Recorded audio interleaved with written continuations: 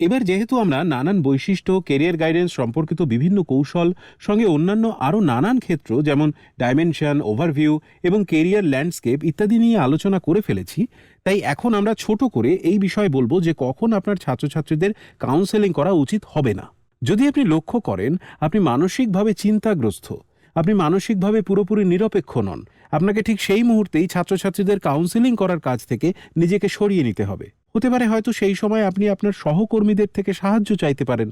যদি লক্ষ্য করেন আপনি আপনার ছাত্রছাত্রীদের মাধ্যমেই জীবনযাপন করতে নির্ভরশীল হয়ে পড়েছেন, মানে আপনি চেষ্টা করছেন আপনার অপূর্ণ স্বপ্নগুলি তাদের আকাঙ্ক্ষার মাধ্যমে পূরণ করতে, এই সমস্ত সময়গুলিতেও আপনি পক্ষপাতদুষ্ট হয়ে পড়তে বাধ্য। যদি আপনি তাদের সমস্ত সিদ্ধান্ত দৃঢ়ভাবে বিশ্বাস করেন, তখনও আপনাকে সেই জায়গা থেকে নিজেকে সরে যেতে বলতে হবে। এইগুলি হলো সেই পরিস্থিতি যখন ছাত্রছাত্রীদের কাউন্সেলিং করা আপনার একেবারেই উচিত হবে না, কারণ আপনার নিজের চিন্তাভাবনার স্বচ্ছতা এবং নিরপেক্ষতা প্রশ্নের মুখে দাঁড়িয়ে আছে, আর সেই বিষয়টি কথোপকথনের সময় ছাত্রছাত্রীদের মধ্যে সঞ্চারিত হওয়ার যথেষ্ট সম্ভাবনা থেকে যায়। যদি এও লক্ষ্য করেন যে আপনি ছাত্র বা ছাত্রীটির উপর মানসিকভাবে নির্ভরশীল, অধিকার ও ক্ষমতা খাটিয়ে আপনি তার জীবন নিজের মতো করে চালনা করার চেষ্টা করছেন, ছাত্র বা ছাত্রীটি যাতে একটি নির্দিষ্ট কেরিয়ারে একটি নিশ্চিত ফলাফল পায় তাই নিয়ে আপনি বেশ চাপে আছেন, তখন জানবেন যতটা নিরপেক্ষ হওয়া সম্ভব আপনি ততটা নিরপেক্ষ হতে পারছেন না। সুতরাং এই ধরনের পরিস্থিতিগুলিতে দয়া করে ছাত্রছাত্রীদের গাইড না করার চেষ্টা করুন। যখন লক্ষ্য করবেন ছাত্র বা ছাত্রীটি যাই করতে চাক না কেন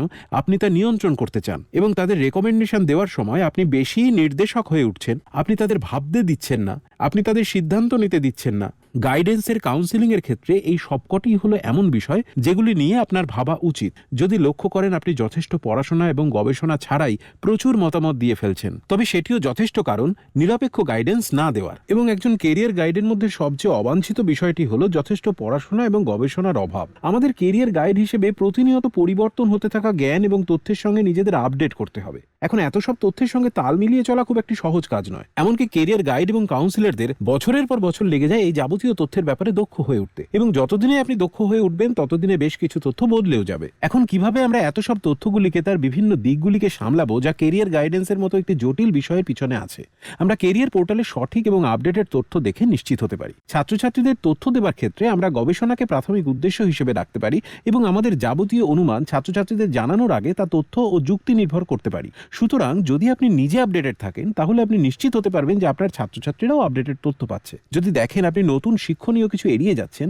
তাহলে আপনার প্রথমেই ভেবে দেখা উচিত যে আপনি একজন কেরিয়ার গাইডেন্স কাউন্সিলর কেন হয়েছিলেন। আমরা আপনাকে সেই যাবতীয় সরঞ্জাম এবং শিক্ষা দিয়ে এমনভাবে প্রস্তুত করেছি যাতে আপনি একজন সফল কেরিয়ার গাইডেন্স প্রফেশনাল হয়ে ওঠেন, অন্তত সেই ছাত্রছাত্রীদের জন্য যাদের সঙ্গে আপনি কাজ করেন। আমরা নিশ্চিত হতে চেয়েছি যে এই যাবতীয় তথ্য যেন যতটা সম্ভব আপ টু ডেট এবং কম্প্রিহেন্সিভ হয়। সেই সাথে আমরা আপনাকে এটিও মনে করাতে চাই যে এমন কিছু পরিস্থিতি হয়তো আসবে যেখানে আপনার পক্ষে শিক্ষার্থীদের কাউন্সেলিং করা উচিত হবে না। আমরা সেটি নিয়ে এই স্লাইডে আলোচনা করেছি এবং আমরা চাই যে আপনি সবসময় মনে রাখুন যে আপনার কাছে সবসময় সেই সাপোর্ট এবং সিস্টেম রয়েছে যার ফলে আপনি একজন ছাত্র বা ছাত্রীকে সামগ্রিকভাবে গাইড করতে সক্ষম হবেন।